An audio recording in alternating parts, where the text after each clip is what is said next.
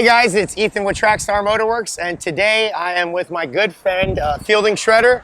Fielding is one of the longest time friends and advocates of the shop. We've been tuning this car for I think it's been more than 10 years ago that we started interacting.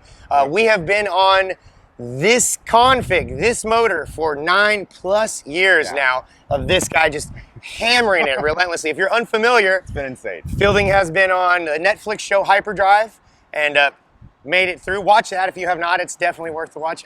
He's also done Drift Week 2 times and is about to go on Drift Week number 3. So how many miles, how much have you driven during all of these? It's been probably in the neighborhood of about 10,000 miles. I mean, the first one we went from Texas all the way to California and back. And then the second one we went from Texas to Arizona and then all the way to Florida and back. And that was just the 2 Drift Weeks. I've also done multiple seasons of Lone Star Drift every single year for the last 10 years in this car, 9 years on this engine, plus, you know, the other events throughout, like clutch kickers and club loose and all that stuff. I mean, it's been like, I calculated it the other day, just at 10,000 laps. 10,000 laps. 10,000 laps, which is that is so major. Right? And this is a stock motor. Yeah. And it's never been inside. So, you know what's funny? I just pulled the oil pan because it was leaking so bad for the first time. Just the lower. Yeah. Just resealed it, put it back up. But that's the first time since I got the engine that the valve cover or the oil pan has been off at all. Like uncracked, untouched. I mean, I did the water pump, never did the oil pump, but never messed with anything else, and just your tuning, some nice injectors, and you know, ECU and turbo. So that's why he's here today, is because he got some new, bigger injectors. The car did get switched from, it was on E85 for many years. Once he went to do Drift Week, we detuned it a little bit on pump gas, and now he's got different injectors, so we need to get it on the dyno and get the calibration perfect so that hopefully he can go 10,000 more events. You know? That'd be amazing. Yeah. Oh yeah. Let's get to it.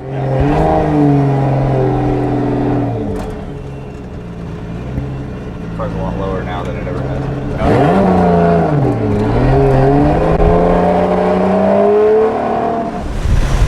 So we're gonna do our first real run now. I have selected the lowest boost, just boost level 1, so I think it's like 10 pounds. It's gonna be like 300 and something horsepower. But we wanna check it at each boost level to make sure that all material is as perfect as possible.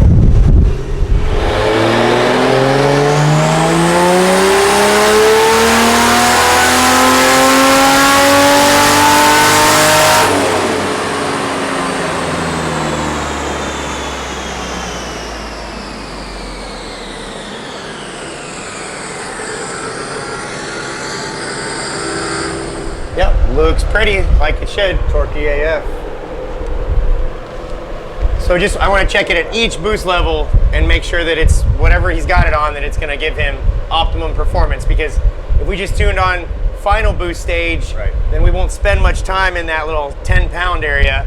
So here we're like fixed on 10 pounds for a good duration. And we could load the dyno and you could try to find all those spots like that. But I like to do it this way and see the escalation and see the consistency too in the shape. We should just see the shape just translated up as we turn the boost up. And I mean, that's perfect, because that's how I'm going to do it, right? I'm going to flip the knob and hit the gas. Like, it's not like I'm going to have the car loaded up more or anything like that, right? So this is more of a realistic. Right there.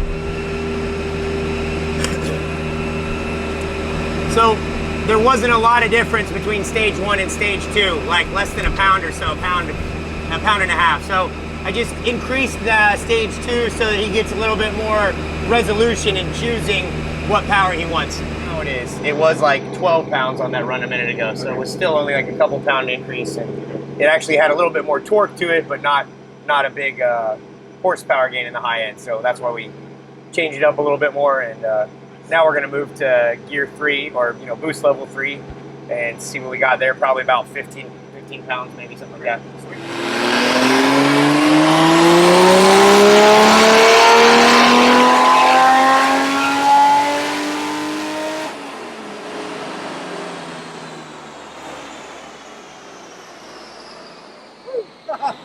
Vlogception.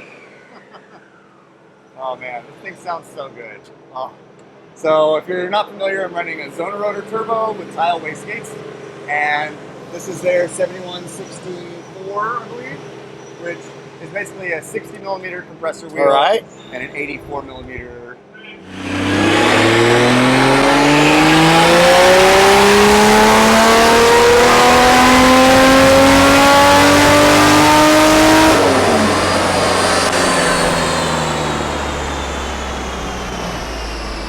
got this big ass fan here, and that's intended to kind of like simulate road wind. It doesn't do as good of a job.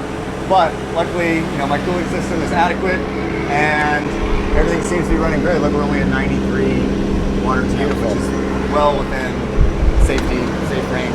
And if you're wondering what I'm running there, I lied a minute ago. I didn't actually go up to next got a large I just adjusted that one we were on. speedway I'm just trying to get, like I said, track a nice or spread NASCAR between each radiator, boost level so that he can verbiage, it's all the decide same for the thing. right conditions.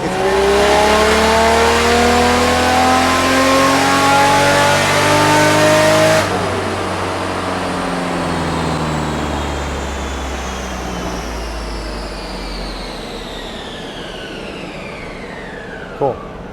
That was right at 1 bar of boost.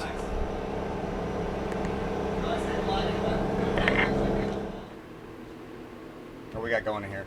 So we do have a couple moments that, because of the new injectors, some of the Excel enrichment settings need to be modified. And right here we have a moment of Excel enrichment. So when I dip on the throttle hard enough, when it sees enough change or delta in the throttle input, it dumps extra fuel for enrichment, you know, tip-in kind of thing. Okay. And basically when this enrichment comes in, I'm seeing what the wideband says is it says it goes really lean, but that's not actually what's happening. It's just an overage, so much an overage of fuel that it can't accurately read it anymore. So doesn't this thing say if it could be so lean that it's rich and vice versa? Yeah, that's kind of what I'm saying is that because it can't burn the amount of fuel, yeah, we're just getting kind of a false reading there, and then the enrichment turns off and we get a clean reading again, and the enrichment comes back on and we get an ugly reading again for a moment. And then, I mean, I'm only at 2,700 RPMs. This is right on the ramp in, and then it gets nice and smooth all the rest of the way out here. But I definitely need to increase the threshold so that it doesn't come on as easily, and then perhaps I need to reduce the amount of enrichment when it does come on so that we don't get such a strong, because we have much bigger injectors, they're doling out a lot more fuel at that moment.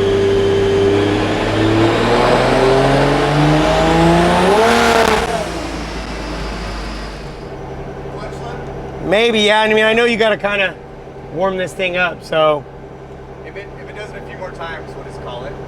Okay. Because it is a limping clutch. Oh, really? Oh. I will try to kind of load it differently then.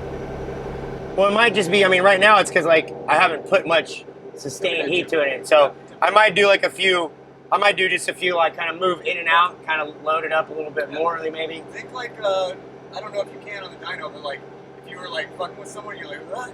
Yeah. What? You know, like, those little kind of like, okay. Like if I was straight with someone. Okay, you know? Just get a little more heat into it. Yeah. All right.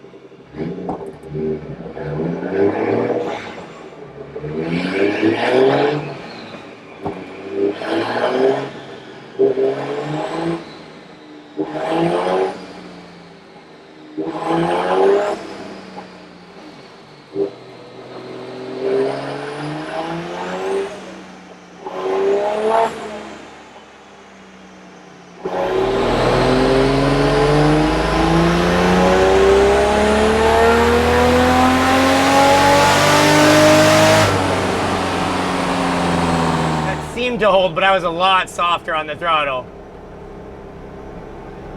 And we were like just barely above a bar of boost. So I think we may not be able to get a full accurate reading here, but hopefully this clutch will actually make it through the, I'm not even gonna finish my sentence.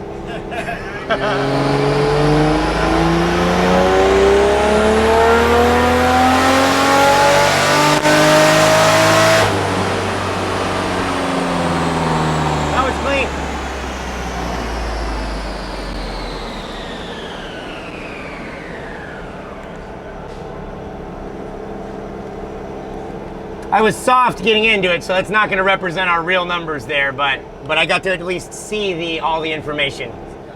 Different things can happen in drift use and in clutch kicks and stuff like that, for sure, compared to what's on the dyno. So tuning a drift car is definitely a little different than we didn't actually get to hit like our final peak beautiful number here. It has like a carbon twin. It's a carbon twin disc, right?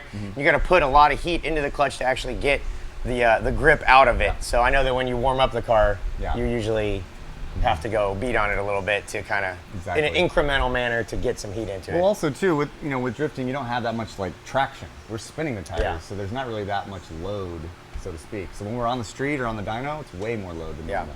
So we didn't necessarily get our final clean peak number, but I know I got to look at all the information. I kind of did a slower build up, saw all the different boost levels, and of course the car has 9 years of refinement on it, so it should be pretty good as refinement. is. That's a good word. That's a very. But I have every confidence that it will treat you well for this upcoming Drift Week, and hopefully, like for thousands of laps to come. Me too. I'm excited. Me too. But all right, sick. All right, everything that we have shown prior to this moment was pre-Drift Week number 3. So now, during editing and whatnot, we have now made it to where Drift Week 3 has completed. It was a success. Everything went great. Fielding reported the car ran better than ever. I didn't want to leave y'all hanging with those low numbers when we had the clutch slip. So here were previous numbers on the car: 463 and 525. Nice power band, holding the horsepower out. So that is going to close it out, and we wish Fielding many more Drift Weeks to come, and hopefully 10,000 more laps, and see you next time.